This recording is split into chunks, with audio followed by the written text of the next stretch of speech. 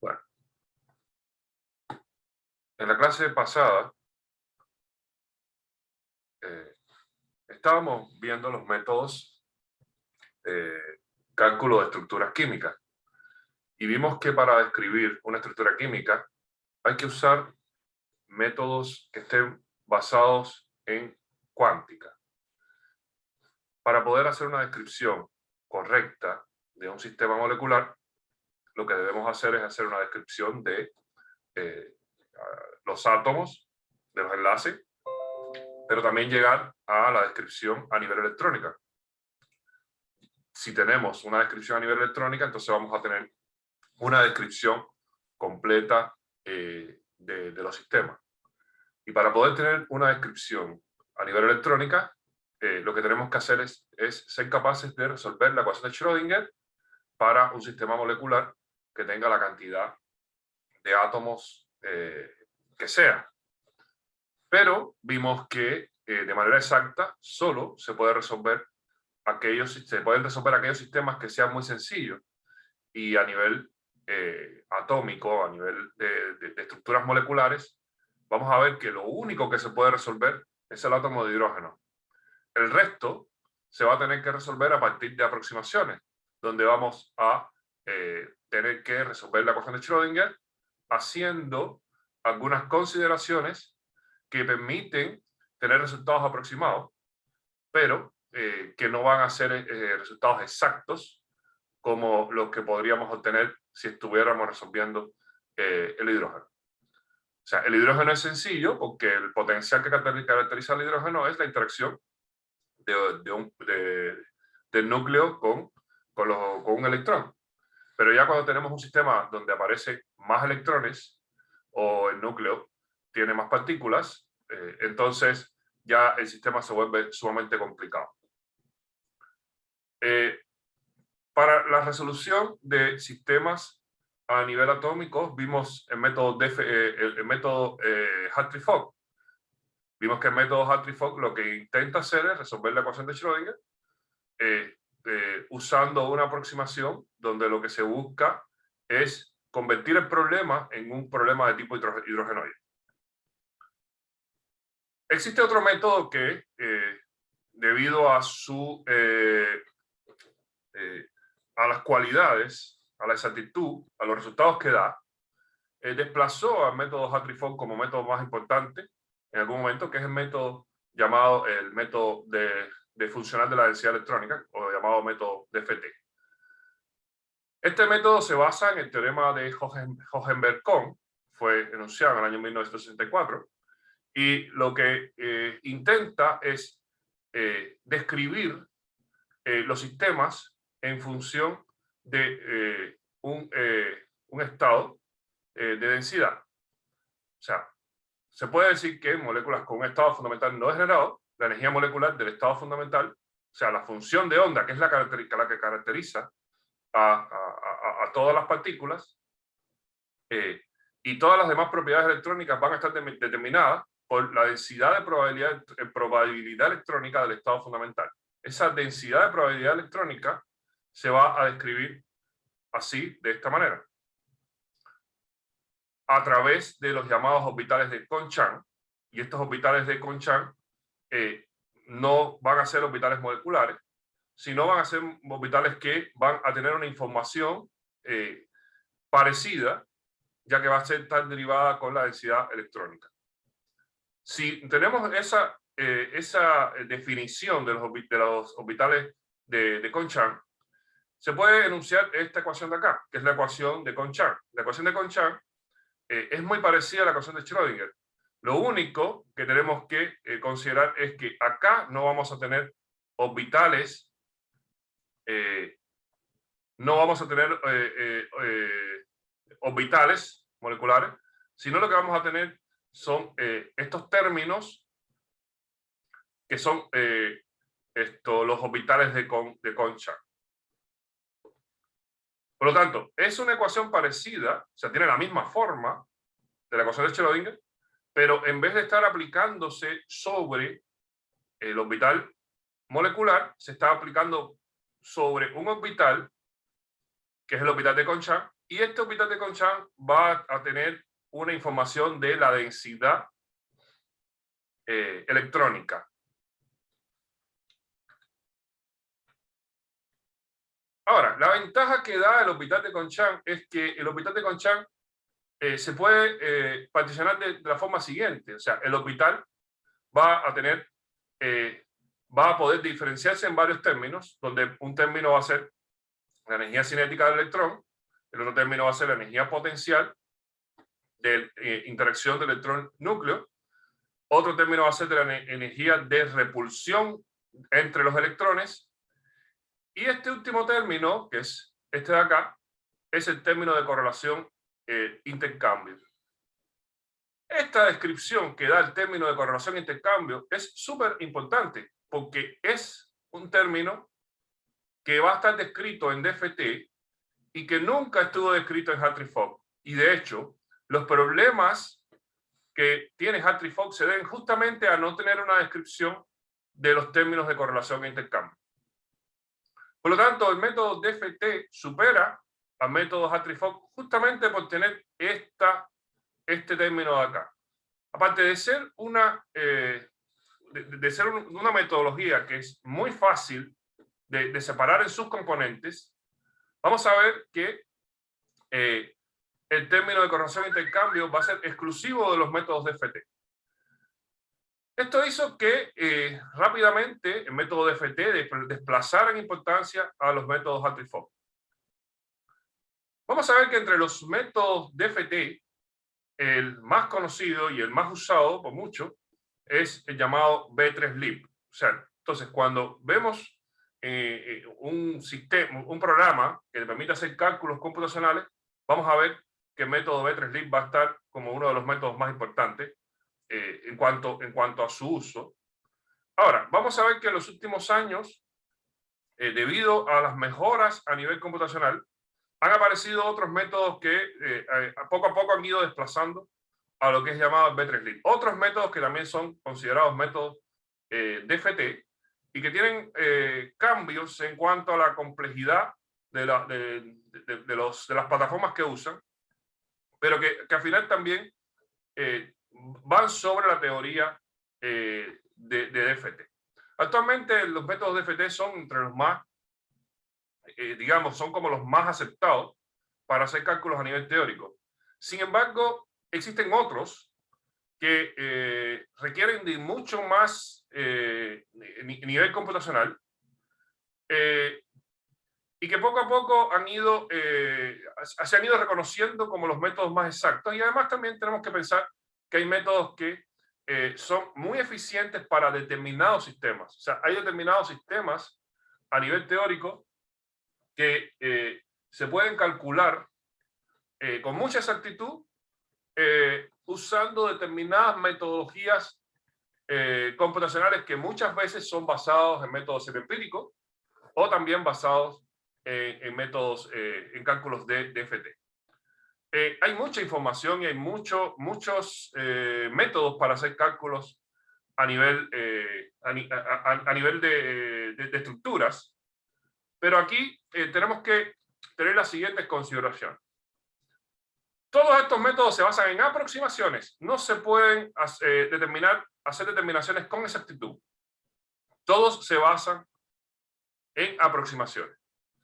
Los cálculos se encarecen computacionalmente con el aumento del número de átomos. O sea, cuando tenemos un número grande de átomos, los métodos llegan a ser tremendamente complejos, a punto de que si aumentamos el número de átomos, por ejemplo, por encima de 100, 200 átomos, ya pueden llegar a ser imposibles de hacer el cálculo.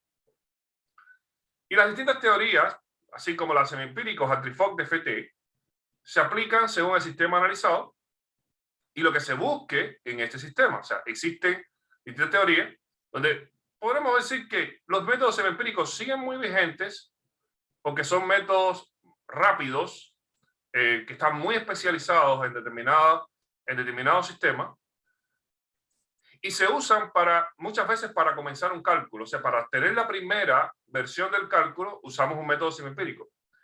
Y lo más lógico es que después se use un método DFT para hacer el cálculo más exacto.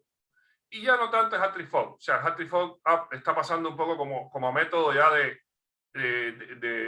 histórico, a pesar de que muchos semiempíricos están montados sobre métodos Hartree-Fock. Por lo tanto, no se puede descartar de todo su uso. Y además de los métodos DFT, existen otros que están por ahí también, que están descritos, que están en algunos software específicos y que se aplican para casos bastante específicos y que si uno, bueno, si ustedes quisieran profundizar más en esto, bueno, tendrían que dedicarse, pienso yo, a este tipo de cálculo, lo cual no sería extraño. O sea, hay muchos informáticos que tienen un dominio amplio sobre este tipo de métodos. Ahora, vimos que si el sistema aumenta mucho el número de átomos, entonces ya no se pueden aplicar estos métodos. Entonces, ¿qué pasaría cuando tengo sistemas tan grandes como, por ejemplo, las proteínas? Las proteínas están formadas por muchos átomos, pero además, si yo quiero hacer una descripción de la proteína en su medio, o sea, por ejemplo, la proteína en una membrana, con agua, con iones, todo esto tiene una cantidad de átomos enorme. O sea, tenemos muchos átomos en la proteína, pero además, si colocamos todo el sistema que tenemos acá, todo lo que tenemos acá son átomos. O sea, vamos a tener los átomos de la proteína, más los átomos de los lípidos, más los átomos de las moléculas de agua que van a estar acá, más los átomos de los iones. Todo eso, pues podemos terminar con un número enorme de átomos. Y para un sistema como este, es imposible poder aplicar métodos computacionales como los que vimos antes. Métodos que describen de manera muy exacta la parte electrónica. Por lo tanto, vamos a ver que va a haber una gran diferencia y todo va a partir del hecho de que vamos a dejar de describir todo a nivel electrónico. Si yo quiero describir un sistema y olvidarme de la parte electrónica, entonces entro en lo que se llama mecánica molecular. La mecánica molecular no describe la parte electrónica del sistema. Acá no usamos la ecuación de Schrödinger para encontrar nada a nivel electrónico. Acá vamos a considerar solamente que tenemos átomos y esos átomos están enlazados, y para yo describir el enlace voy a tener que usar un modelo de dos pelotas unidas por un resorte. Un sistema como esto se describe con física clásica y particularmente con la llamada ley de Hooke. En la ley de Hooke yo voy a tener que el sistema parte de una distancia de equilibrio y vas a tener un resorte donde ese resorte puede tener distintos grados de dureza. Los grados de dureza del resorte se describen con la constante K. ¿A qué me refiero con distintos grados de dureza de un resorte? Bueno, tenemos que imaginarnos un resorte de los que usamos para hacer alguna reparación de algún artículo de la casa. Hay veces que esos resortes son muy ligeros, son livianos, que podemos estirarlo con mucha facilidad. Pero hay veces que esos resortes son resortes duros, resortes que nos cuesta estirarlos. Bien, a estos resortes que son más duros se caracterizan por tener un valor de K más elevado. Los resortes que son más ligeros, más blandos y que se estiran con más facilidad se caracterizan por tener una K menor. En principio, para yo poder hacer una descripción de un sistema sin considerar los electrones, tengo que acudir a la aproximación de Born-Oppenheimer nuevamente. Recuerden que la aproximación de Born-Oppenheimer me indica que yo puedo desacoplar los movimientos de dos sistemas si estos están en dimensiones muy diferentes. Por lo tanto, acá tengo que considerar que los núcleos son mucho más grandes que los electrones. Al ser los núcleos mucho más grandes, el movimiento de los núcleos ocurre independientemente de si los electrones lo afectan o no. También yo podría aplicar la aproximación de Born-Oppenheimer considerando solamente el movimiento de los electrones y olvidándome del movimiento de los núcleos. Pero en el caso de mecánica molecular, yo olvido el movimiento de los electrones, porque yo no voy a caracterizar los electrones.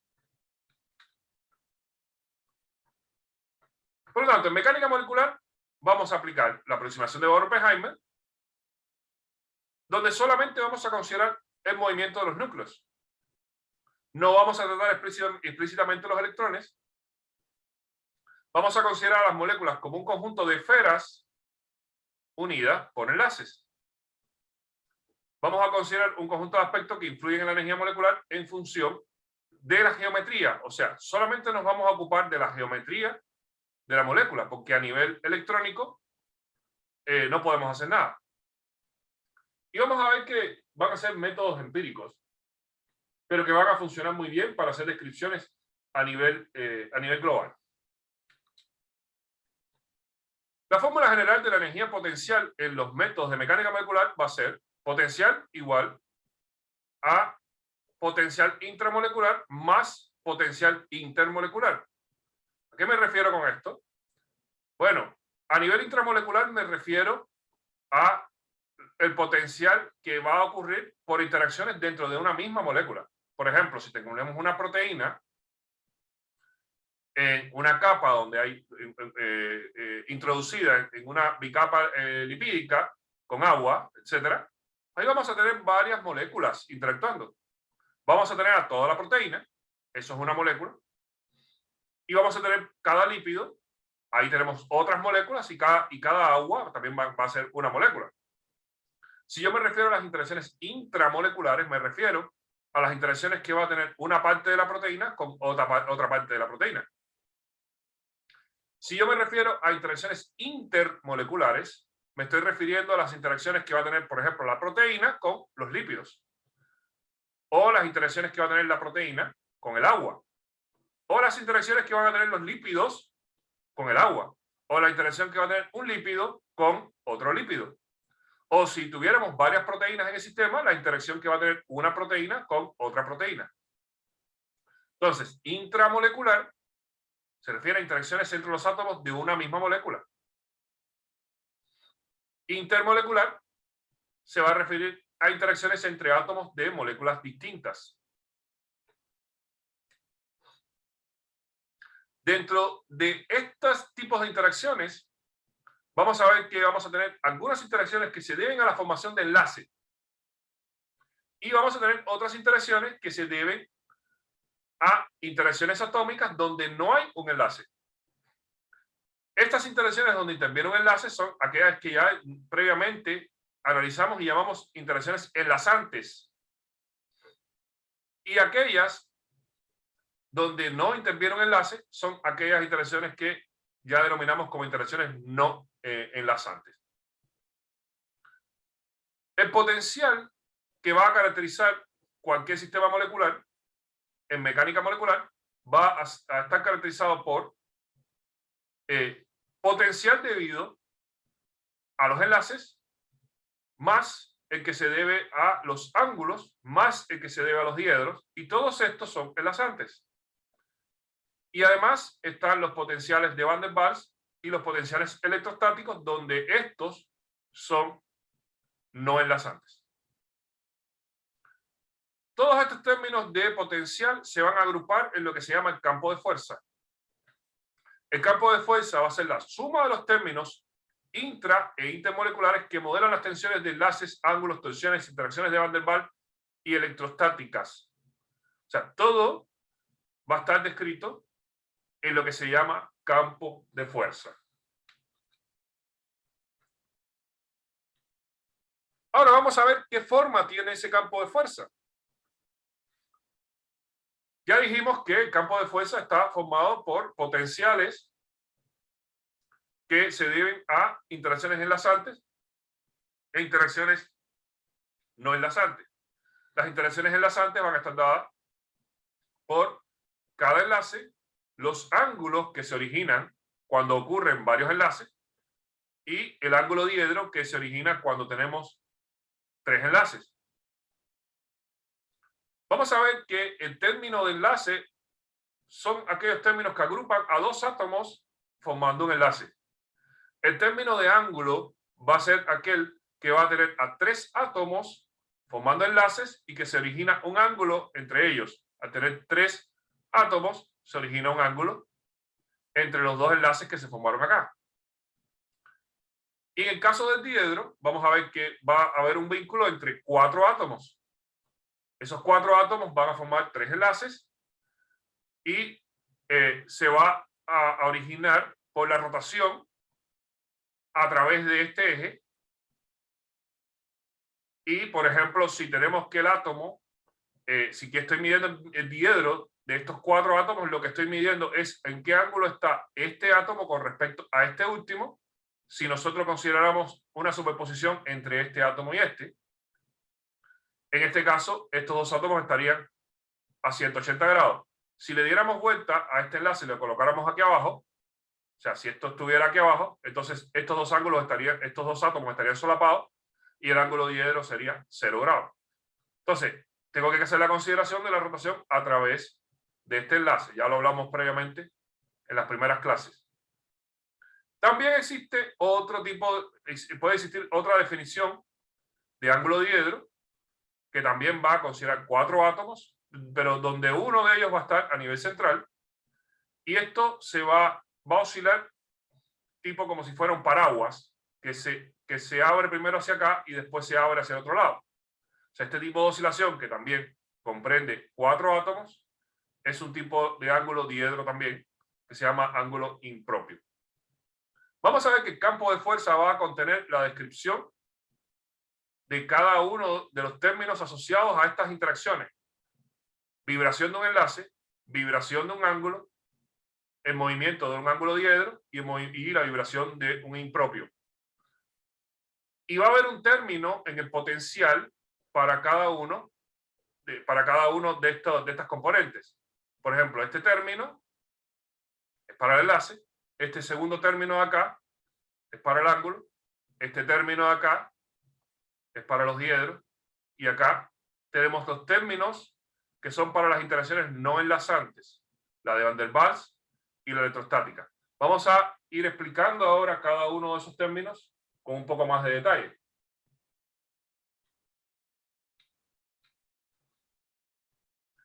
El primer término se refiere a la formación de un enlace. Para este término tengo que considerar que el carbono es una esfera y este otro carbono es otra esfera. Y que hay una vibración. Estas dos esferas están unidas por un resorte, por lo tanto, acá la descripción es a través de la ley de Hooke. Y es justamente lo que tenemos acá. El término de energía del enlace, el potencial de enlace va a ser igual a un valor K, que va a ser la constante de resorte, por R menos R sub 0 al cuadrado. Si se fijan acá, esto es una ecuación parabólica, donde la variable es R. O sea, tenemos que la variable que estaría ploteada aquí en el eje X sería la variable R. Como es R menos R sub 0 al cuadrado, entonces tenemos acá que es una parábola. Una parábola que va a tener su mínimo en el valor R sub 0. Por lo tanto, este valor R sub 0 de acá es una constante. O sea, en este término tenemos la constante de resorte y tenemos el valor R sub 0, que es otra constante.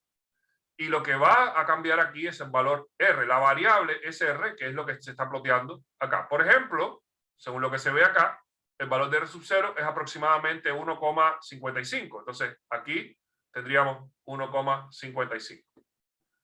Esta va a ser la forma del potencial de enlace. Ahora, ¿cómo interpreto esto? Debo imaginarme que yo tengo los dos carbonos primero en reposo. Ellos van a tener una posición de equilibrio que va a estar dada por un valor igual a R sub 0. O sea, cuando los dos carbonos están sin moverse, ellos estarían a una distancia entre ellos que va a tener el valor R sub 0. Ahora, imaginemos que estiramos este resorte. O sea, si estiramos el resorte, vamos a separar este carbono de este carbono. Eso quiere decir que yo voy a aumentar la distancia entre este carbono y este carbono. Si yo aumento esa distancia, estoy haciendo una tensión sobre el resorte. Me estaría moviendo en esta dirección y eso va a hacer que aumente la energía potencial hasta que exista un estiramiento máximo. Si yo suelto el resorte va a empezar a oscilar. Entonces el carbono va a moverse de una posición máxima a una posición mínima, oscilando una y otra vez, siempre pasando por la posición de equilibrio. Entonces, llega de un máximo estiramiento hasta una máxima compresión. Máximo estiramiento, máxima compresión y así consecutivamente. Cuando yo llego al máximo estiramiento, el potencial es máximo. Cuando yo llego a la máxima compresión, el potencial vuelve a ser máximo. Por lo tanto, la descripción del movimiento del resorte va a estar dada por máxima compresión, pasamos por la posición de equilibrio, máximo estiramiento. Nuevamente, volvemos hacia atrás, pasamos por la posición de equilibrio, volvemos a máxima compresión. Y así, una y otra vez, esta ecuación describe la oscilación de este enlace. La ecuación que hace esta descripción es esta. Ahora, ¿de qué depende que esta oscilación sea muy grande o sea menos grande? Depende del resorte que tengo acá. Si tengo un resorte muy blando, la oscilación va a ser mayor. Si tengo un resorte muy duro, la oscilación va a ser menor. Y eso lo va a definir el valor de K. O sea, las dos constantes que tengo acá son K, en este caso KB, y R sub 0. R sub 0 va a ser la posición de equilibrio que van a tener los dos carbonos. Y el valor de K lo que me va a definir es qué tan duro o blando es este resorte que tiene la oscilación entre los dos carbonos. Vamos a ver que si yo defino el valor de KB y el valor de R sub 0, voy a estar describiendo la propiedad de este enlace, de cada uno de los enlaces. Aquí yo tengo dos enlaces carbono CH3 con CH3, un carbono sp3 con un carbono sp3. Y eso va a tener un valor de R sub 0 y va a tener un valor de K. Pero si yo cambiara aquí los átomos, en vez de tener carbono sp3 y carbono sp3, tuviera, por ejemplo, un carbono y un hidrógeno, o tuviera un carbono sp3 con un carbono sp2, o tuviera un carbono con un oxígeno, entonces vamos a ver que los valores de K va a cambiar y el valor de R sub 0 va a cambiar. O sea, cada enlace distinto va a tener una posición de equilibrio distinta, o sea, un R sub 0 distinto, y un valor de la constante de resorte distinta. Por lo tanto, en el campo de fuerza, yo voy a tener una descripción de cada uno de los términos que van a caracterizar a esta ecuación. Valores de R sub 0 para cada uno de los pares de enlaces y valores de la constante K para esos enlaces. Por ejemplo, si aquí yo tuviera el carbono de un carbonilo, el carbono del carbonilo es un carbono sp2 y el oxígeno, ese carbono y ese oxígeno están unidos por un doble enlace. La distancia de equilibrio del carbonilo es 1,208. Por lo tanto, en la ecuación se colocaría aquí 1,208. Y el valor de la constante K para este tipo de enlace es 777. Por lo tanto, acá en el valor de K se colocaría 777. Y así para cada uno de los enlaces que me puedo encontrar en un sistema molecular. Si yo tuviera que hacer una descripción de una proteína a través de el potencial de enlace, yo debo tener la lista completa para cada enlace que existe en la proteína, cuál es el valor de R sub 0 y cuál es el valor de K para cada uno de los enlaces que se forman. El enlace del carbono con el oxígeno, carbonilo, el enlace entre un nitrógeno y un hidrógeno debe estar descrito, el enlace entre un nitrógeno y un carbono debe estar descrito, y así, cada uno de ellos debe estar descrito, y todos esos valores estarían listados en un archivo que puede ser leído con determinado programa para poder describir cuál es la oscilación de cada uno de los enlaces que va a aparecer en la proteína.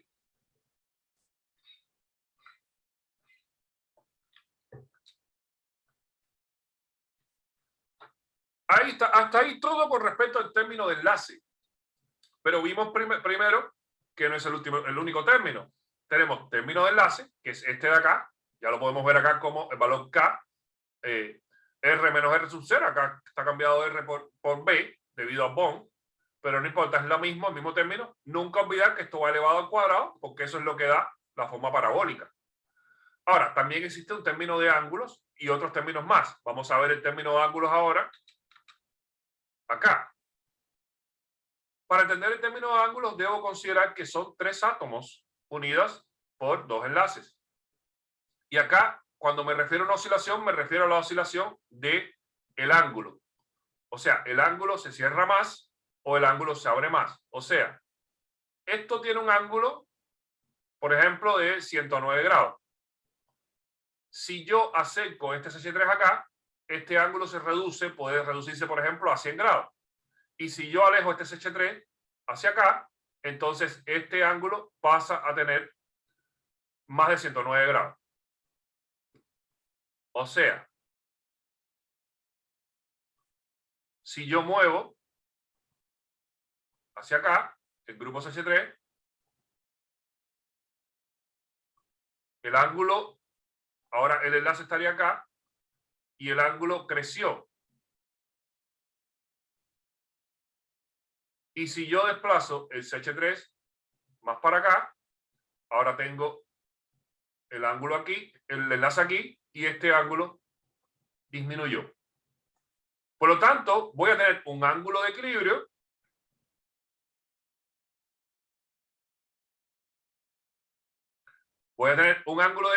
acá donde estaba el CH3 dibujado inicialmente, y vamos a tener un ángulo máximo y un ángulo mínimo. Cuando yo estiro esto y obtengo el ángulo máximo, se tensiona. Y cuando yo también comprimo este ángulo, también se tensiona. Por lo tanto, nuevamente tengo un comportamiento parabólico. Y por eso es que la ecuación es parabólica. Esta vez tengo una nueva constante, una constante que está relacionada con esta oscilación de ángulo, y nuevamente tengo un valor de equilibrio, pero que esta vez va a ser un ángulo de equilibrio, teta sub 0. Y vamos a tener un valor de teta menos teta sub 0 elevado al cuadrado. Elevado al cuadrado porque el término elevado al cuadrado es el que me indica a mí que tengo un comportamiento parabólico. Entonces tengo acá el valor del ángulo de equilibrio. Cuando yo estiro el ángulo hasta acá, tengo energía máxima, y cuando yo comprimo el ángulo hasta acá, es que significa que estoy regresando, paso por el ángulo de equilibrio y llego a una compresión máxima del ángulo hasta acá. Este comportamiento también es una oscilación, y cuando yo tengo una oscilación así parabólica, esto se describe con una ecuación en términos al cuadrado. Nuevamente, esta compresión o estiramiento del ángulo depende de si esto es más duro o es más blando. Eso se describe con el valor K. Y cada ángulo distinto va a tener un valor de equilibrio distinto. O sea, si aquí tengo formado 3 carbonos sp3, aquí tenemos un valor de teta sub 0. Y si yo tuviera aquí, por ejemplo, un carbono con otro carbono con un hidrógeno, vamos a tener otro valor distinto de teta sub 0. Cada trío de átomos formando enlaces de este tipo va a tener distintos valores de K y distintos valores de teta sub 0. Por lo tanto, yo debo tener una lista completa de todos los ángulos que van a existir en la proteína, que van a formar este tipo, que van a formar tríos así. Voy a tener que tener para cada uno de ellos el valor K y el valor teta sub 0. El comportamiento de todos ellos va a ser el mismo. Todos se van a comportar igual. Van a tener oscilaciones así. La ecuación va a ser la misma. Siempre va a ser una ecuación donde el ángulo va a estar elevado al cuadrado. Pero los valores de K sub 0, perdón, los valores de K teta y de teta sub 0 van a ser diferentes según quién sea el trío de átomos que va a estar aquí.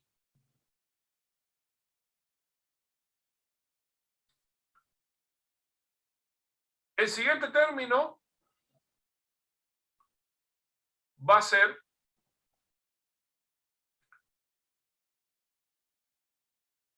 el término de ángulos diedros. El término de ángulos diedros es un poco distinto a lo que vimos antes. ¿Por qué? Bueno, acá lo que yo estoy considerando es la oscilación de este SH3 con respecto a este, por ejemplo.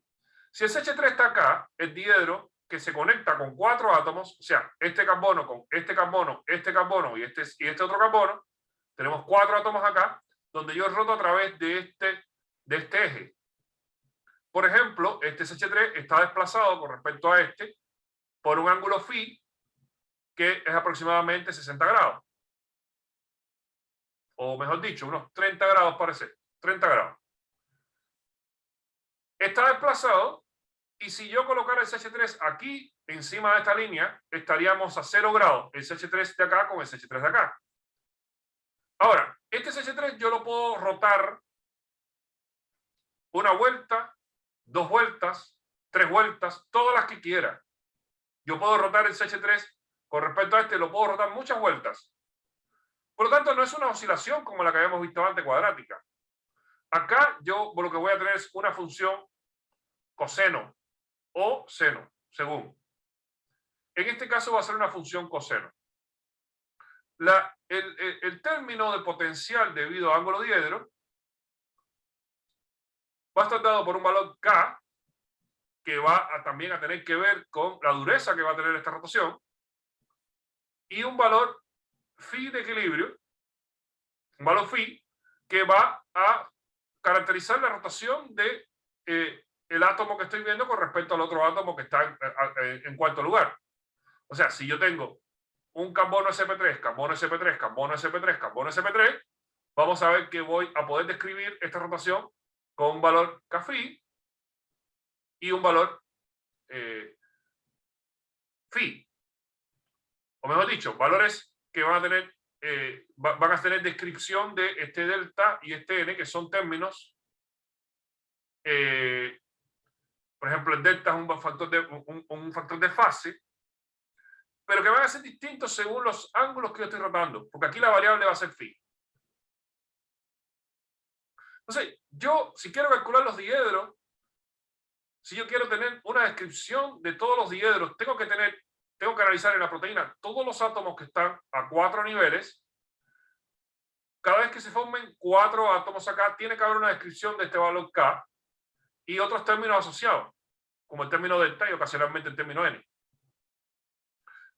Eso también tiene que estar descrito en el campo de fuerza. O sea, por el momento sabemos que en el campo de fuerza tiene que estar descrito todo lo que refiere a estos términos de potencial, estos de acá. Vimos que estos términos de potencial se desglosan en estas ecuaciones. Este es el de enlace, que tiene una forma parabólica. Este es el de ángulo, que también tiene forma parabólica. Este es el de un diedro, que ya no tiene forma parabólica, tiene forma del coseno. Es una ecuación tipo coseno. Y nos faltan todavía otros más. También vimos este, que es el impropio, que también es una oscilación. Vamos a analizar ese impropio. En el caso del impropio, tenemos 4 átomos, donde uno es central. Por ejemplo, en este caso tenemos a un carbono en el centro, tenemos este nitrógeno, tenemos este grupo R y tenemos este otro carbono. Si yo quiero analizar cómo funciona el impropio, esto consiste en que todos estos átomos van a estar en el plano. Todos van a estar en un plano, pero uno de ellos se puede ir del plano formando una especie de paraguas en una dirección, o puede meterse dentro del plano formando un paraguas en la otra dirección. O sea, si yo los tengo en el plano, el átomo estaría acá. En esta posición estaríamos en el equilibrio. Si yo levanto este átomo fuera del plano, entonces se está formando el paraguas hacia esta dirección.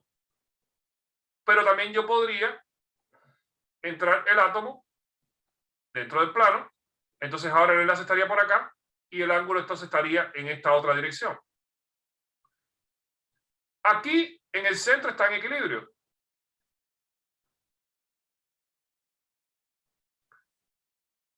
Aquí llega a un valor máximo y aquí llega a otro valor máximo. Y esto va a hacer otra oscilación más. Por lo tanto, tengo nuevamente una ecuación parabólica. Es un ángulo diedro porque tiene implica a 4 átomos. 1, 2, 3, 4. Pero hay uno que es central. Y sobre ese central ocurre la oscilación hacia arriba y hacia abajo de uno de los átomos. Cuando estamos aquí, estamos en posición de equilibrio. Entonces, ahí tenemos el valor de φ0. Cuando se desplaza hacia un lado, tenemos una energía máxima. Cuando se desplaza hacia el otro, tengo nuevamente energía máxima. Por lo tanto, esta oscilación ocurre nuevamente a través de una parábola. Por lo tanto, la forma de la ecuación del impropio es así. Una constante K, que tiene que ver con la dureza de esta vibración, y un valor φ sub 0, que tiene que ver con el valor inicial de φ. Y aquí elevado al cuadrado, porque tiene forma parabólica.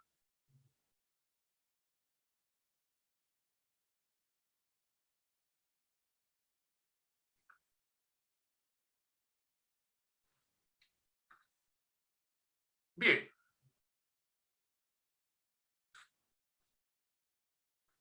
Vimos los términos enlazantes. Si volvemos nuevamente a la ecuación con la que partimos, tenemos término de enlace, término de ángulo, término de diedro. Término de enlace es parabólico. Término de ángulo es parabólico. Término de diedro, vimos dos diedros. Uno que está relacionado con el coseno y el impropio, que es parabólico también.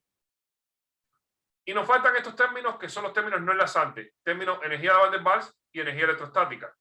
Si lo miramos aquí en la ecuación, término de enlace parabólico, término de ángulo parabólico, término de torsión que depende del coseno. Aquí no está el impropio porque no siempre se describe el impropio. Vamos a ver que es el término menos importante. O sea, se puede omitir a veces su descripción. Y acá vamos a tener los términos no enlazantes, que son los que vamos a ver ahora. Término de Van der Waals y término electrostático.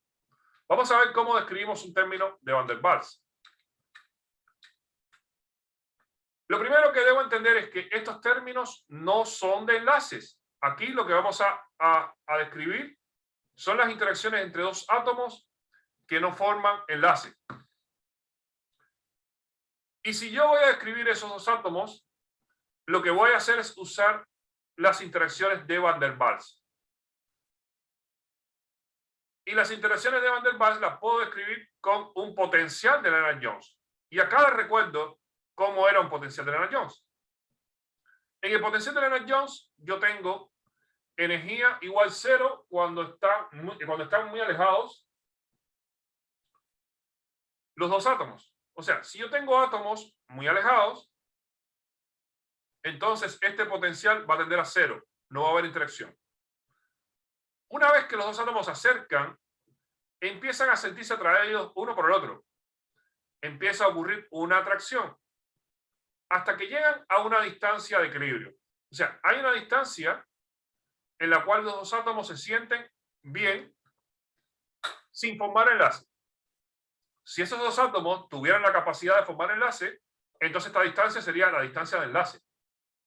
Pero si los dos átomos no tienen capacidad de formar enlace, entonces ellos se mantendrían a una distancia que es su distancia preferida. Esa distancia va a estar en este mínimo. Una vez que ocurre esa distancia, si yo trato de comprimir más a esos átomos, entonces van a empezar a sentir repulsión. Por lo tanto, el potencial va a aumentar enormemente con tendencia al infinito. Eso es un potencial de Lennard-Jones. La forma del potencial de Lennard-Jones es un término elevado a la R a la menos 12 y otro término con R a la menos 6. ¿Qué es lo que estamos viendo acá? O sea, aquí yo tengo, la variable sería R y J en esta ecuación.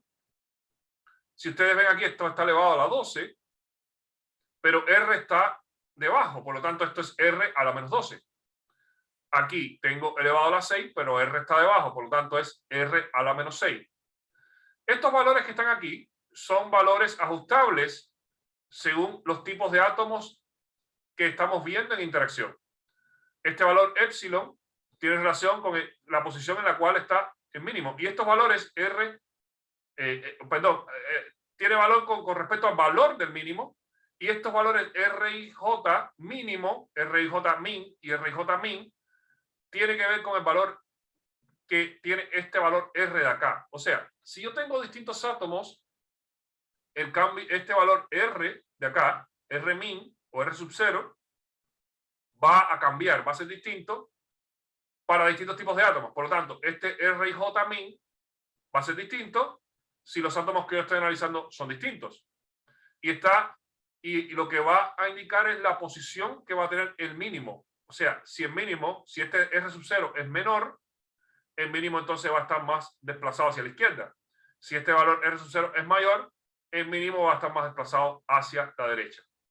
Y el valor de epsilon tiene relación con cuánto vale el mínimo. O sea, dos átomos pueden tener un valor de mínimo que tenga un valor así, de este tamaño, o puede ser que el valor de mínimo esté un poco más abajo. Entonces, en este caso, la curva iría más abajo. O puede ser que esté un poco más arriba. Entonces, en este caso, la curva iría más arriba. Ahora, la forma general de la ecuación, que es la forma del potencial de Lagrange, se va a caracterizar por las variables que va a ser R a la menos 12, R a la menos 6, donde R a la menos 6 está negativo también. Entonces, siempre que yo tenga un potencial de Lagrange, vamos a ver término R a la menos 12 y un término menos R a la menos 6. O sea, donde el término R a la menos 6 siempre va a estar negativo. ¿Ok? Entonces, nuevamente la interpretación de esto es la siguiente. Si los átomos están muy separados, no tienen interacción entre ellos. Por lo tanto, el valor de la energía tiende a cero. Va a estar cercano al cero. Esta raya está representando el cero. Cuando los átomos se acercan, se sienten atraídos. Por lo tanto, la energía empieza a disminuir. Hasta que llegan a una posición donde esa energía es la energía preferida de ellos. Ellos se van a mantener a esa distancia con mayor probabilidad, porque ese valor de energía es mínimo. Si tratamos de comprimir más a los átomos, si tratamos de aproximarlos más, ellos se van a rechazar. Y ese rechazo que van a tener ellos va a implicar que va a aumentar la energía hasta el infinito. Por lo tanto, ellos no van a querer acercarse porque la energía va a aumentar de manera muy grande. Bien. Tomemos los 20 minutos de receso y después continuamos. Entonces nos vemos entonces a la 1:10 para continuar con esto. Vale, profe, nos vemos. Nos vemos. Nos vemos, profe.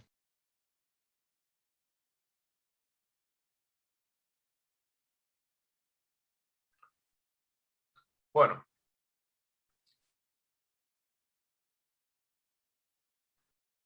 Con esto vimos el primer término no enlazante, que son las interacciones de Van der Waals, que se describen con un potencial de Lagrange.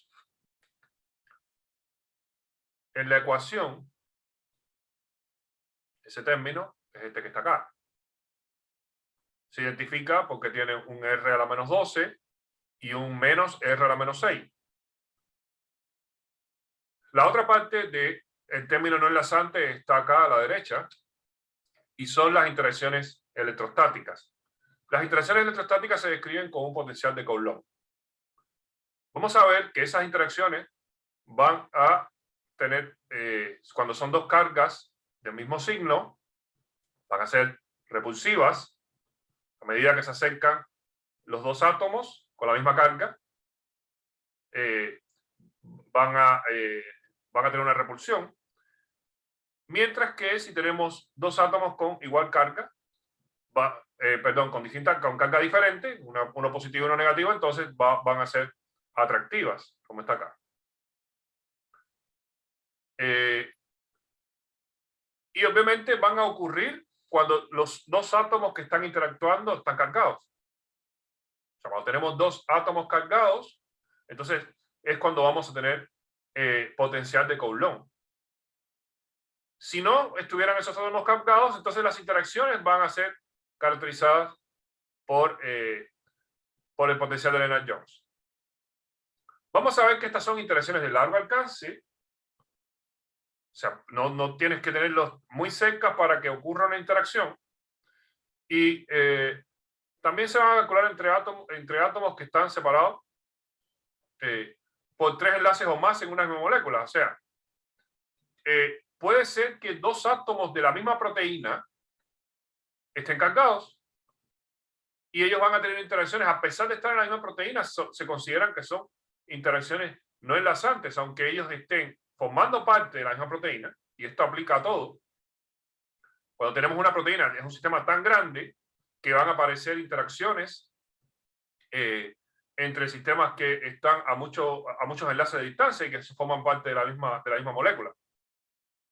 Pues la forma de aplicar esas interacciones, de computar esas interacciones, es a través de términos no enlazantes de Van der Waals o electrostático. Si esas dos partículas están cargadas, entonces vamos a ver que se va a calcular potencial electrostático.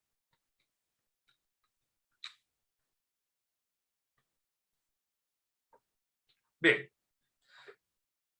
Vamos a ver ahora otro contenido que es esencial de entender para entender cómo hacer simulaciones de sistemas moleculares, que son los métodos llamados métodos de minimización de energía. Hablamos en algún momento dado de la superficie de energía potencial. Vimos que una molécula puede acceder a muchas conformaciones, pero esas conformaciones van a estar siempre asociadas a un término de energía potencial. Si yo agrupo todas las conformaciones y asigno la energía potencial a cada una de las conformaciones, puedo crear esta sábana, que es la superficie de energía potencial. Esa sábana va a estar llena de máximos y mínimos, donde a mí me interesan los mínimos. Y dentro de los mínimos, vamos a tener que hay mínimos llamados mínimos locales y está el llamado mínimo global. Donde el mínimo global va a ser aquel mínimo que es el más mínimo de todos.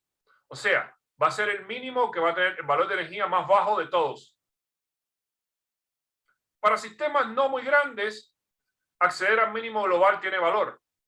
Pero cuando los sistemas son demasiado grandes, como en el caso de las proteínas, no tiene mucho valor llegar al mínimo global. Lo que tiene valor es descubrir muchos mínimos. En todo caso, siempre que uno va a hacer un cálculo, conviene partir de mínimos.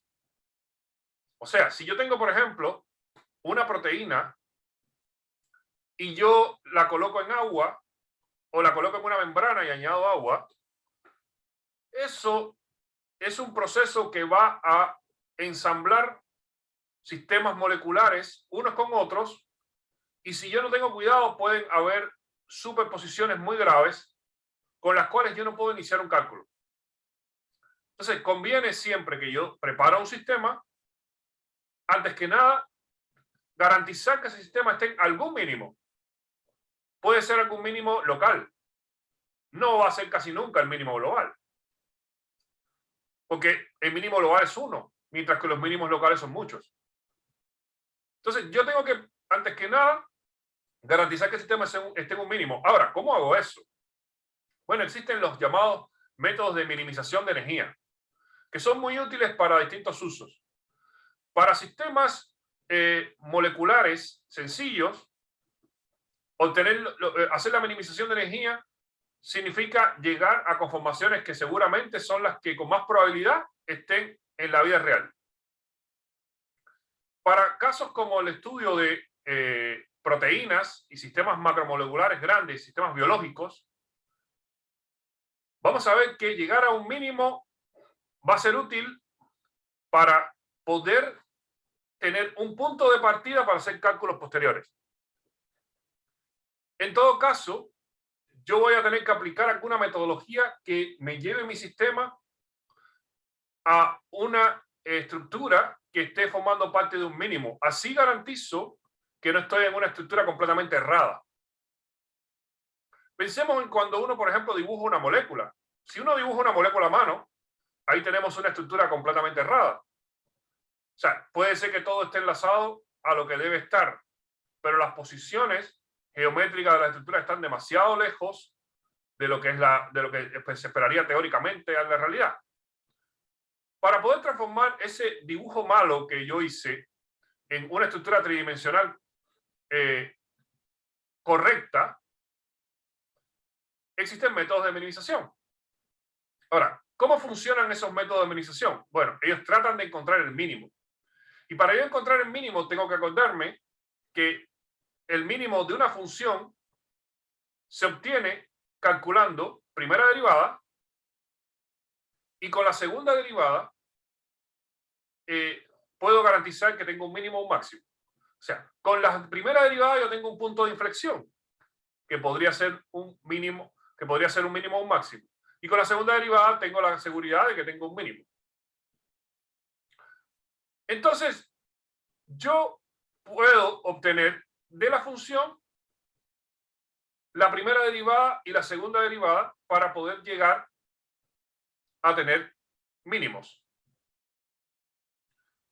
Ahora, esto se puede expresar como una serie de Taylor, porque la serie de Taylor es una manera matemática más asequible para un computador para llegar a cálculos de mínimos y máximos.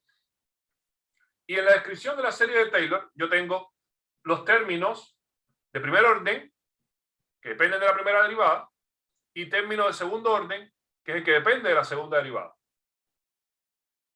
Entonces, nuevamente, yo tengo una superficie de energía potencial, yo quiero obtener un mínimo de un sistema cualquiera. Yo parto de un sistema que seguramente no está en un mínimo porque fue construido burdamente y tengo que aplicar un método de minimización para poder llegar a un mínimo. Los métodos de minimización se van a aplicar aplicando una serie de Taylor que va a tener un término de primera derivada y un término de segunda derivada. Ahora, para yo llegar a un mínimo, históricamente existen también los métodos llamados no derivativos.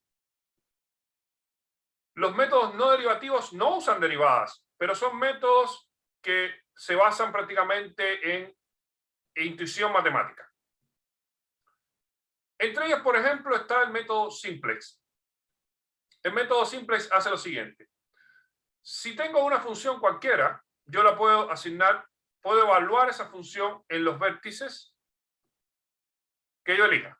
Por ejemplo, si yo tengo la función f igual x cuadrado más 2y cuadrado, yo parto de los vértices 9,9, 11,9 y 9,11. Y evalúo esos números en esta función. Por ejemplo, si lo evalúo en 9,9 sería 9 al cuadrado más 2 por 9 al cuadrado. Y eso me va a dar un valor resultante. Si evalúo para 11,9 sería 11 al cuadrado más 2 por 9 al cuadrado. Y eso me va a dar otro valor resultante de la función. Y si tengo 9,11, evalúo x, que sería 9 al cuadrado, más 2 por y, que sería 11 al cuadrado, y eso me va a dar otro número. En el caso del valor en 9,9 es 2,43, en 11,9 es 2,83, y en 9,11 da 3,23. Sería el cálculo de sustituir estos valores en la función. Una vez que tengo eso, el método simplex consiste en que el vértice con el valor f más alto se va a reflejar en un triángulo opuesto al triángulo formado. O sea, yo tengo el valor del punto 1, el punto 2 y el punto 3. El que mayor valor me dio fue el punto 3. Entonces lo que hago es que reflejo este triángulo acá y obtengo el punto 4. O sea, 1 tiene 2,43, 2 tiene 2,83 y 3 tiene 3,23. Como 3,23 es el mayor valor, el yo obtengo el punto 4 y donde cae el punto 4 tengo un nuevo punto donde 1 y 2 siguen valiendo lo mismo y el punto 4 ahora va a tener otro valor. El punto 4 cayó en la posición 11,7. Si yo ahora evalúo 11,7 acá, voy a tener un nuevo valor y este nuevo valor va a ser 2,19. Entonces ahora tengo el punto 1, que es 2,43, el punto 2, 2,83 y el punto 4, 2,19 y forman este triángulo. Ahora el valor más grande lo va a tener el punto 2, que es 2,83, porque 2,83 es mayor que 2,43 y que 2,19. Por lo tanto, ahora el que voy a reflejar es el punto 2. Y si yo reflejo el punto 2, voy a obtener entonces este triángulo que va a tener el punto 1, 4 y 5. Yo reflejo el punto 2 en el punto 5 y obtengo un nuevo número. O sea, si yo voy haciendo esta operación triángulo tras triángulo, siempre voy a ir obteniendo valores más bajos. Fíjense que aquí tenía un valor, en el 3 tenía un valor de 3,23, pero al final el nuevo valor más alto quedó siendo 2,83. Ahora, cuando yo desaparezca 2,83 y evalúe el nuevo valor 5, entonces voy a tener un valor más bajo. O sea, si aquí yo evalúo el valor 5, ahora 5 me cayó en 9,7, entonces el valor es 179, y entonces voy a tener 2,43, 2,19 y 179. Por lo tanto, el que tiene 2,43, que es el punto 1, va a ser el mayor valor. Por lo tanto, me va a aparecer otro triángulo acá, y así consecutivamente. Si yo continúo, voy a llegar en algún momento dado a un mínimo que estaría aquí. Triángulo tras triángulo, voy a llegar a un mínimo. O sea, esto es programable.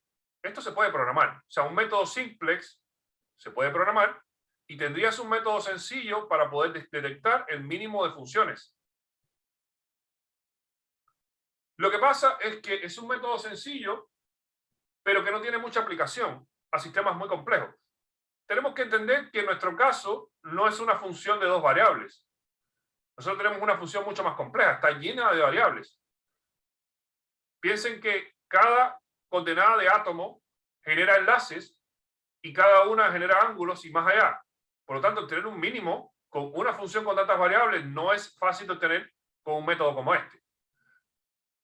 Para tener un método mucho más bueno en sistemas complejos, entonces es mejor usar métodos derivativos.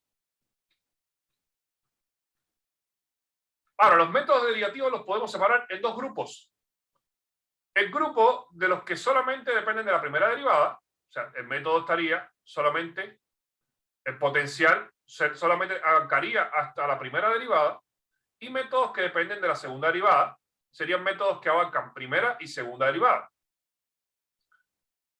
¿Por qué los separamos en estos dos tipos de métodos? Bueno, es que los métodos de la primera derivada son bastante más sencillos de calcular, porque tienen que calcular obviamente menos.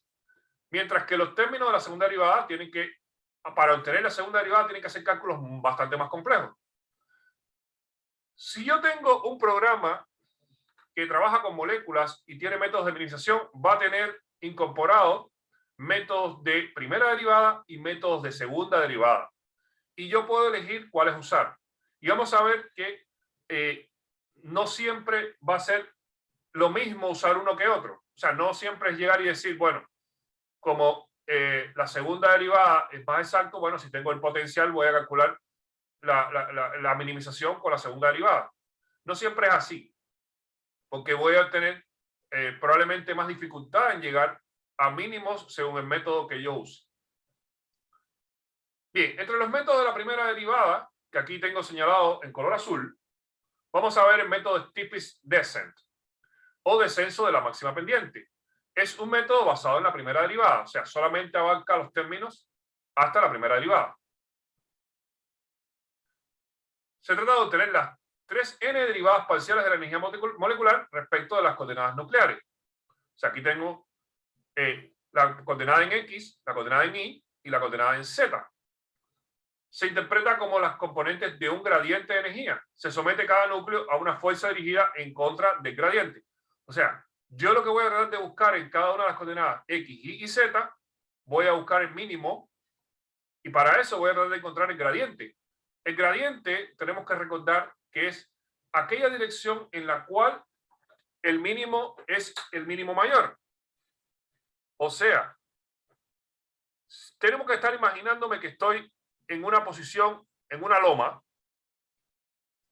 pero no estoy en la punta, estoy en una parte inclinada de esa loma.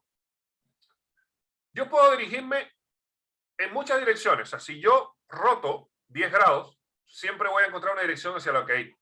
Pero va a haber una en la cual yo voy a tener la máxima bajada y va a haber otra en la cual yo voy a tener la máxima subida. Esa en la cual yo voy a tener la máxima bajada es la que yo voy a definir como el gradiente. Ahí es hacia donde debe ir la función. Entonces, estos métodos de Stiepes-Descent lo que tratan es de buscar eso. Tenemos que movernos en varias coordenadas. Coordenada X, coordenada Y, coordenada Z, porque esto es un problema tridimensional. Pero tiene que elegir el método aquella dirección que lo lleva en la máxima pendiente.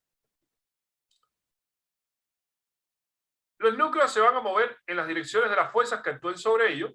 Se van a mover más aquellos que estén sometidos a mayores fuerzas. La dirección del gradiente va a estar determinada en gran medida por las fuerzas intraatómicas de mayor magnitud.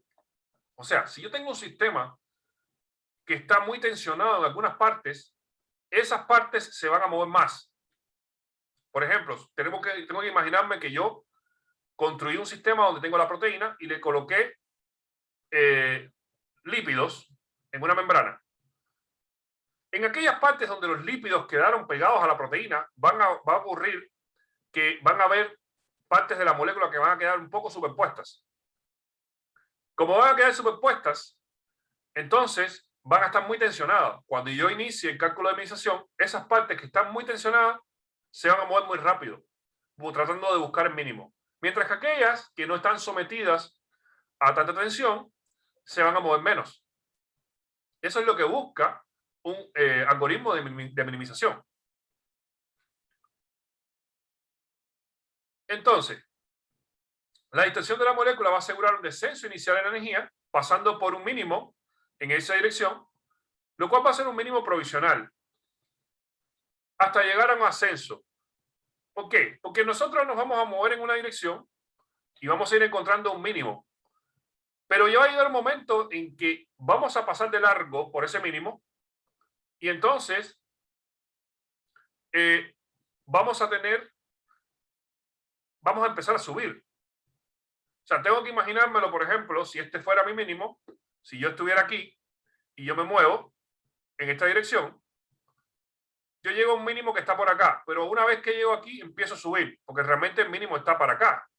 Entonces, yo me estoy moviendo en esta dirección hasta que encontré este mínimo provisional. Y después el sistema va a evaluar acá y va a encontrar energías mayores. Por lo tanto, hay que tomar una decisión de cambio. Esa decisión va a hacer que en los pasos sucesivos se va a tener ortogonalidad. Eso quiere decir que nos vamos a mover en 90 grados en la próxima dirección. Lo cual, si lo viéramos acá, sería tomar esta dirección. Evaluar en esta dirección y en esta, a ver cuál de los dos me lleva a un mínimo. Entonces, así yo podría encontrar una nueva dirección y cada vez que yo encuentre que esa dirección va a tender a un máximo, nuevamente vuelvo a rotar hasta yo llegar al mínimo. Tenemos que el paso de cálculo en el caso de Stiepes-Descent es rápido, pero es de convergencia lenta, ya que, digamos, si yo me muevo en una dirección cualquiera, él va a encontrar el máximo, entonces se va a mover 90 grados, y va a encontrar otro máximo y se va a mover 90 grados, y así consecutivamente es como ir bordeando el mínimo hasta llegar a él. O sea, no va a ir directamente a él. Entonces, la convergencia va a ser lenta. Vamos a ver que este tipo de método se va a usar para eliminar conflictos estéricos que existen cuando la molécula está lejos del mínimo. O sea, si yo tengo una molécula que está recién dibujada de forma burda, este método es bueno, porque va a tratar de acercarse, va a tratar de corregir esos problemas que son muy evidentes. Bien, otro método de primera derivada es el método de gradientes conjugados. Este, a diferencia del anterior, almacena la información de los movimientos anteriores. Por lo tanto, va a usar esa información para determinar con ella el movimiento siguiente de la minimización. Vamos a ver que aquí el Stiepes-Decent vimos que tenía un movimiento hacia el mínimo ortogonal. O sea, si él tiene una dirección, el próximo movimiento lo hace de manera ortogonal. Pero el gradiente conjugado hace algo más. El gradiente conjugado hace un almacenamiento de la información anterior y con eso toma la decisión de hacia dónde se va a dirigir. No necesariamente lo va a hacer de manera ortogonal. Él lo va a hacer tomando en cuenta la información anterior. Vamos a ver que algunos ejemplos de gradientes conjugados está el algoritmo de Fletcher-Rives y Pollack-Riviere. Entonces, siempre que yo tenga un programa que me está dando métodos de minimización como opción, vamos a ver que yo puedo encontrar métodos de Stiepes-Decent, puedo encontrar métodos como este, Fletcher-Rives o Pollack-Riviere. Estos son métodos que siempre van a ser de primera derivada.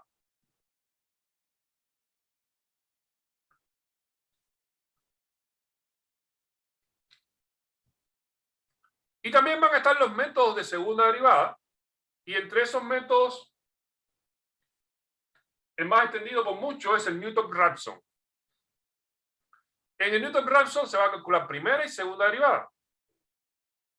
Ahora, la segunda derivada va a ser un problema grande de cálculo.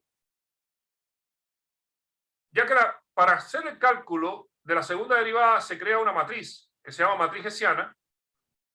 Y vamos a ver que se aumenta bastante el tiempo de cómputo cuando uno pasa a un término de primera derivada a segunda derivada. Vamos a ver que este tipo de método lo vamos a aplicar cuando estamos cerca del mínimo y queremos hallarlo con más precisión. Lo cual quiere decir que si yo voy a hacer un método de minimización, lo más lógico es tener un protocolo donde primero yo aplique un método de minimización de primera derivada. Con eso yo voy a solucionar los problemas más serios, los problemas más graves, que serían aquellas tensiones estéricas que están muy alejadas del mínimo. Y después yo entonces puedo aplicar un método de segunda derivada si quiero obtener un mínimo con mayor precisión. Vamos a ver que actualmente cuando uno aplica métodos de minimización, que generalmente son protocolos ya establecidos que tienen varios pasos, cuyas componentes van a ser métodos de primera derivada inicialmente y después podrían tener métodos de segunda derivada, en función de lo que uno quiere buscar. O sea, si uno quiere buscar un mínimo con mucha precisión, entonces debes terminar con métodos de segunda derivada. Pero a veces que uno lo que quiere es preparar un sistema para después hacer un cálculo posterior. En ese caso, muchas veces va a ser suficiente con tener un término de una minimización con términos de primera derivada, porque ya logramos lo que queríamos, tener una estructura de partida para hacer un cálculo posterior y que ese cálculo comience con una estructura que está inicialmente en un mínimo. Entonces, para elegir un método de minimización, vamos a ver que vamos a tener que tener en cuenta capacidad de almacenamiento de datos, velocidad requerida para el cálculo, disponibilidad de las derivadas y tamaño del sistema a modelar. En mecánica molecular, como se trabaja en sistemas grandes, suelen usarse métodos de primer orden, como los Stiepes-Decent y gradientes conjugados. Y vamos a ver que se va a usar Newton-Raphson en sistemas pequeños y que estén cercanos al mínimo. Newton-Raphson generalmente va a estar más asociado a cuando quiero hacer cálculos en mecánica cuántica y que quiero llegar a mínimos con mayor exactitud.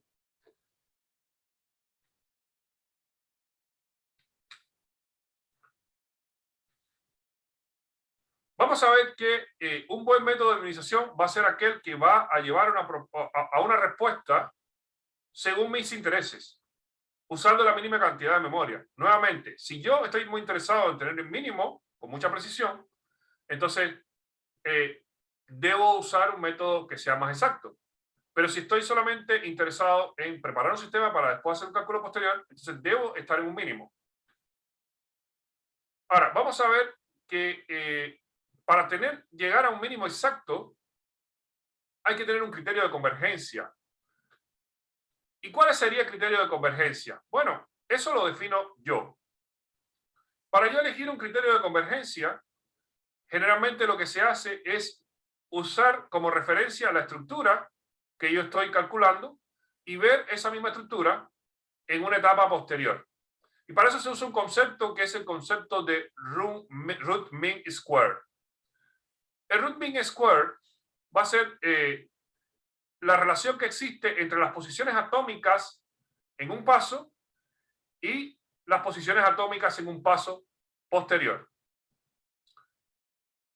Entonces, el RMS o root mean square de gradiente de energía con respecto a las coordenadas cartesianas se va a usar como un criterio de detención en la búsqueda de un punto de energía más bajo, aceptando el valor actual como representación de un mínimo.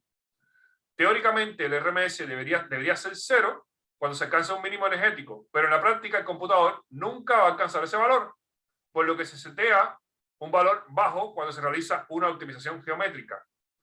Para un computador el 0 no existe. El computador es capaz de llegar a valores más bajos, más bajos, más bajos, pero un valor que el computador tenga definido como 0 puede ser un 0,00001 y siempre voy a poder encontrar un número menor que ese.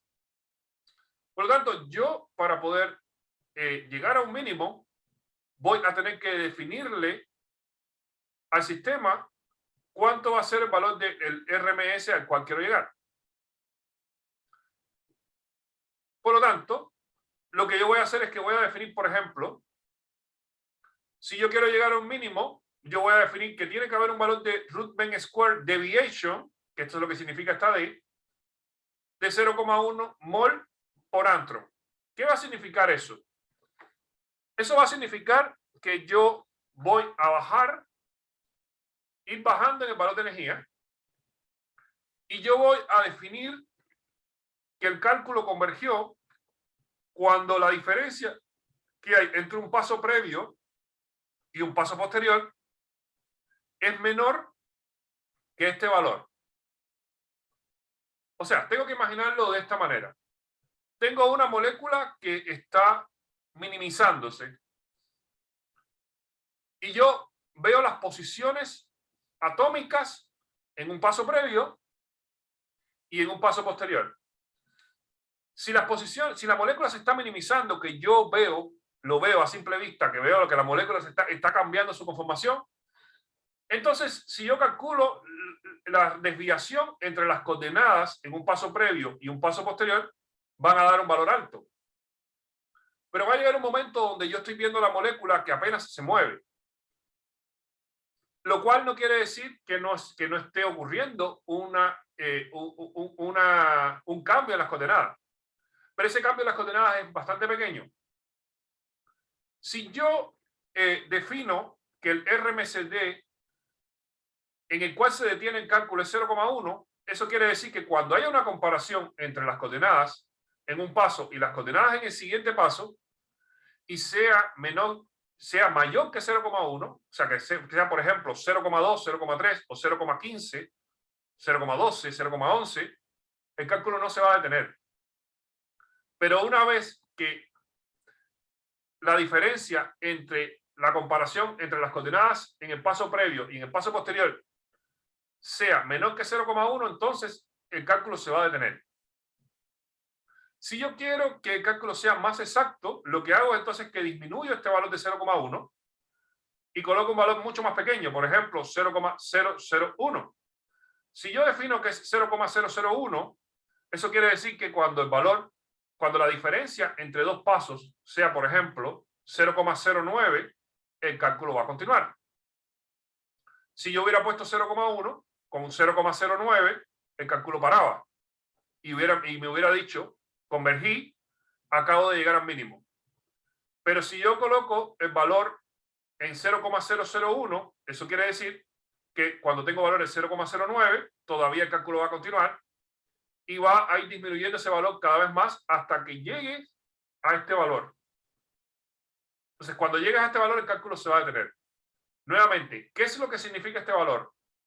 Este valor es una comparación entre todas las coordenadas de la molécula en un paso previo y todas las coordenadas de la misma molécula en un paso posterior.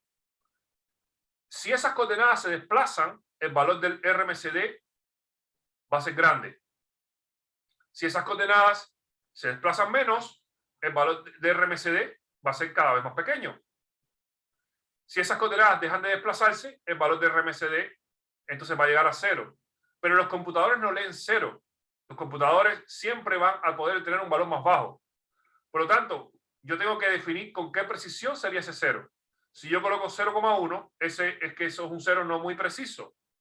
Si yo coloco 0,001, entonces estamos hablando de un valor que va a tener mayor precisión. Bien. ¿Dudas con respecto a lo que hemos visto? No, profe, está súper claro, por mi parte. Ok, de todas maneras, hay conceptos acá que ustedes lo van a entender mejor cuando ustedes los apliquen. ¿Ok? Siempre es importante tomar la parte práctica, no solamente en los laboratorios que ustedes van a tener, sino también cuando ustedes tengan que trabajar con estas cosas. Entonces ahí lo van a entender mejor. Pero igual es bueno saber teóricamente de dónde vienen estas cosas, ¿no? Profe, por ejemplo, el laboratorio de ahora es de parametrización y me imagino que como los software ocupan esta teoría por detrás, pues, ¿no? Sí, lo que ustedes están haciendo parametrización tiene que ver con lo que acabamos de hablar del campo de fuerza. Ustedes vieron que, por ejemplo, en el campo de fuerza están los términos de enlace, de ángulo, de diedro, que tienen una forma, ¿verdad?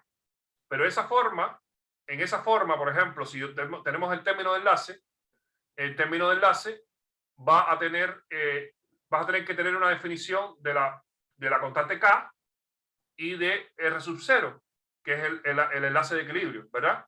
Entonces, si tú vas a parametrizar, tú lo que vas es a asignar esos valores K y R sub 0 para un enlace determinado.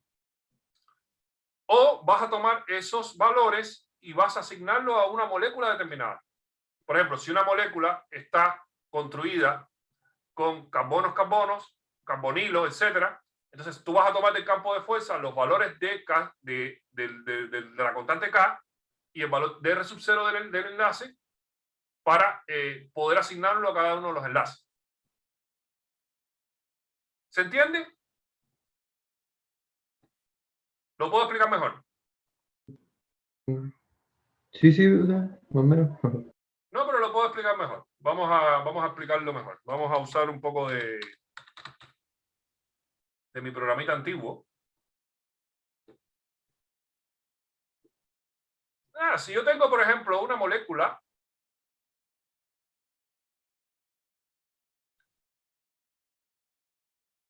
primero vamos a tomar esta molécula acá.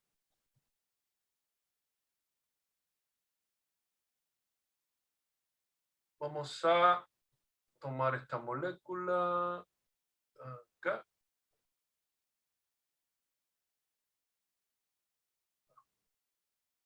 Mejor tomo otra.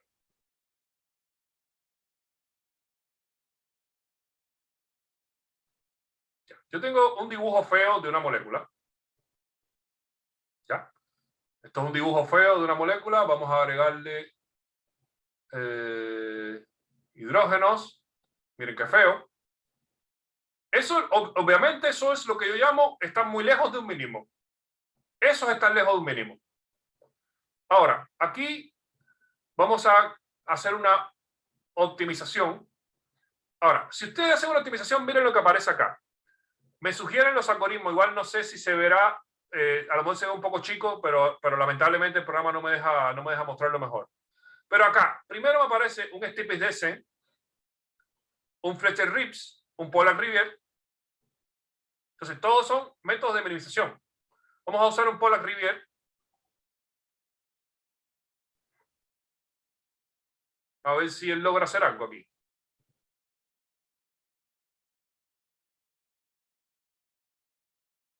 Bien, aquí él no está convergiendo. Aquí me está yendo por un camino muy feo. Estos problemas de este programa. Este programa tiene estas dificultades. Es que era muy rara la molécula, por eso no. No es tan rara la molécula, el programa es malo. Pero bueno, vamos a ver si me lo logra agarrar con otro método.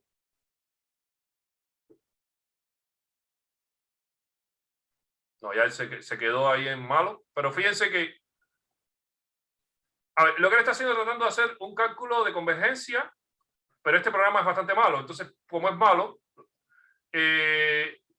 no logra converger, no está tomando un camino correcto. Vamos a ayudarle un poco. Mira, cada vez está peor.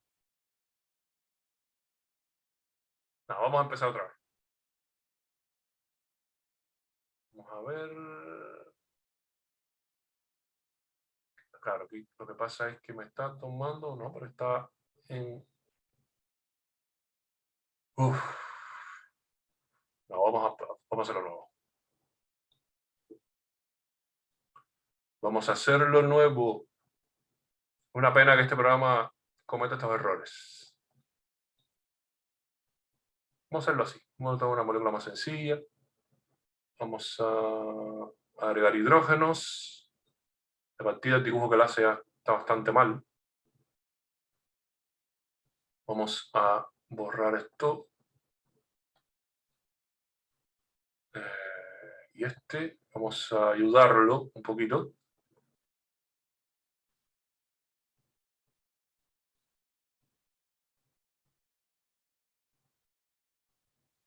Nada, no quiere.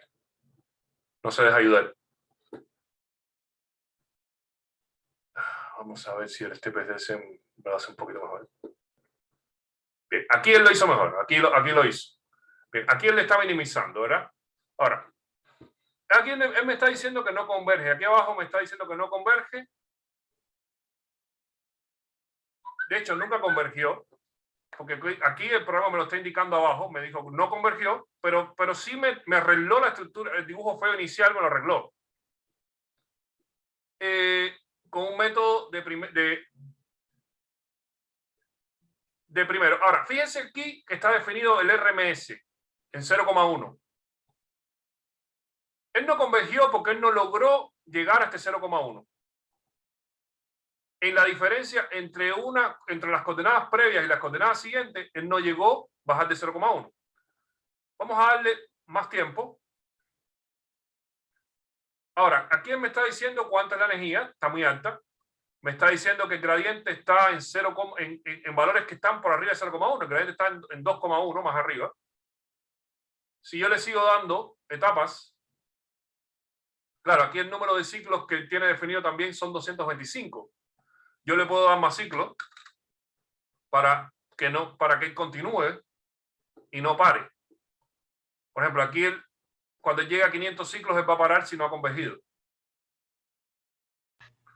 Profe, entonces la parametrización busca eso, buscó minimizar la energía y que esté en el estado mínimo. No. Un detalle, mira. ¿No? Aquí, espera un minuto. Aquí él convergió. ¿Por qué convergió? Bueno, porque el gradiente aquí ya llegó a 0,099. En 305 ciclos que estamos debajo de los 500, él ya convergió. Me puso un yes aquí. No sé si ustedes lo verán porque estaba bastante pequeño. ¿Verdad? Bien. Esto es hablando de minimización. Vamos a hablar ahora de parametrización. En la parametrización, ¿qué es lo que ustedes deben hacer? Nada. Existe un campo de fuerza que tiene toda la información de todos los enlaces que hay aquí. ¿Qué enlaces tiene esta molécula? Esta es una molécula sencilla. Tiene pocos enlaces. Tiene un carbono sp3 con sp3, que está aquí. Tiene un carbono sp3 con un hidrógeno, que está aquí. Y eso se repite muchas veces. O sea, el carbono sp3 con sp3 se repite 1, 2, 3, 4, 5, 6 veces. Hidrógeno con carbono se repite 1, 2, 3, 4, 5, 6, 7, 8. Se repite muchas veces, ¿verdad? Solamente tenemos dos enlaces aquí, dos tipos de enlaces aquí. ¿A qué yo llamo parametrizar? Parametrizar sería que yo saque los términos para esta molécula. Por ejemplo, el de enlace tendría que tener el valor de K y R para el enlace carbono sp3, carbono sp3 de aquí. Por ejemplo, un carbono sp3 más carbono sp3, según esta tabla, tiene un R de 1,5 y un K de 3,17. O sea, todos los enlaces que son carbono-carbono aquí, que son sp3-sp3, van a tener una distancia R de 1,523 y la oscilación que se provoque en este enlace debido al resorte, considerando que este enlace es un resorte, va a tener un valor K de 3,17. Por lo tanto, al yo parametrizar, los términos de esta ecuación para los enlaces carbono-carbono en esta molécula van a tener valor K 3,17 y valor R inicial de 1,523. Y los que sean carbono con hidrógeno, también tengo que buscar cuál sería su valor K y su valor R sub 0. En una lista que va a ser similar a esta. Aquí no está ese carbono sp3 con hidrógeno, no está ahí. Pero si yo busco un programa o si yo busco el campo de fuerza, ahí sí va a estar. Entonces, con esos dos parámetros nada más, yo parametricé esta molécula. ¿Entiendes ahora? Es calcular la energía entonces, de todos esos aspectos que dijo usted. No es calcular la energía, sino es asignar los valores K y R sub 0 para los enlaces. Y para los enlaces carbono-hidrógeno y para los enlaces carbono-carbono aquí. ¿Ok? Una vez que yo asigné esos valores, cuando yo hago un cálculo de energía, entonces ese cálculo de energía va a usar esos valores para que se realice ese cálculo de energía. Entonces, cuando yo digo parametrizar, lo que me estoy refiriendo es asignar los valores K y R sub 0 para los enlaces.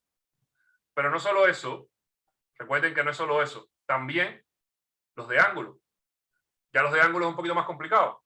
Porque aquí, por ejemplo, ángulo tengo hidrógeno, carbono, hidrógeno. Eso es un ángulo. Eso tiene un valor de K teta y un ángulo inicial, que en este caso es cerca de 109 grados. Pero también está hidrógeno, carbono, carbono. Este es otro ángulo. ¿Ok? Está hidrógeno, carbono, hidrógeno, está hidrógeno, carbono, carbono, y creo que no hay más ninguno, porque todos los demás se repiten, son lo mismo repetido. Entonces, yo tendría que colocar, para yo parametrizar, tendría que colocar los valores KB y R sub 0 para los enlaces que hay, tendría que colocar los valores K teta y teta sub 0 para los ángulos que hay, además los de torsión también. Los de torsión aquí son, cada vez que tenga algo a 4 átomos de distancia, también tengo que asignar valores. Con eso yo parametricé. Una vez que yo tengo esos parámetros, yo tengo definido cómo van a ocurrir las oscilaciones. Entonces yo hago un cálculo de energía y toda esta molécula se va a mover según las reglas de esas oscilaciones. Pero yo primero parametricé, primero asigné los parámetros y después hice el cálculo. ¿Me sigues ahora? Sí, ahora sí, profe. ¿Ok? Eso es parametrizar, para eso se parametriza. Es algo previo al cálculo de energía. Yo asigno primero los valores y después hace cálculo de energía. Ahora, esta molécula es sumamente sencilla. Todo lo que yo asigno, aquí por ejemplo, en términos de enlace solamente hay dos, como les dije, hidrógeno-carbono se repite muchas veces, carbono-carbono se repite muchas veces. Ahora, si ya yo coloco algo distinto aquí, por ejemplo, si yo coloco aquí un grupo distinto, vamos a suponer que yo coloco un